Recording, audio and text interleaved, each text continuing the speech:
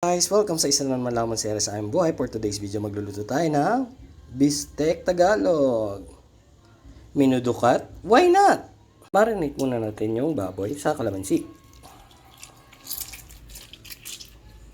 Then, mekos-mekos. Natin ang toyo.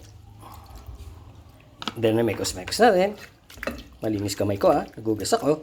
Ito tayo ng mantika. Ang paborito namin, chili. From the garden. May bigas kami sa manghang. Sibuyas. Mekos-mekos. Antay lang na magparasusin. Doon natin ang ating bawang. Mekos-mekos ulit. Doon natin ang minarinate na baboy. Mekos-mekos lang. Mekos-mekos ko na. Lagyan natin ang paminta. Mas marami, mas masarap. Okay? Then takpan na natin. Natutuyo ng ating marinade. So lalagyan na natin siya ng water para palambutin. Tapos takpan ulit. Yun na, lalagyan natin pork cubes. Muna yung laman sa sabaw para maprito-prito yung baboy. Prito natin yung baboy. Legit. Para mabilis. Magprito ang baboy. Yung beans. Mekos-mekos. Pagka babalik na ulit yung sabaw.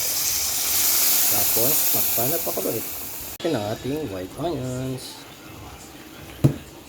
Ang ating Bistek Tagalog na minudukat. Why not? Kain po tayo!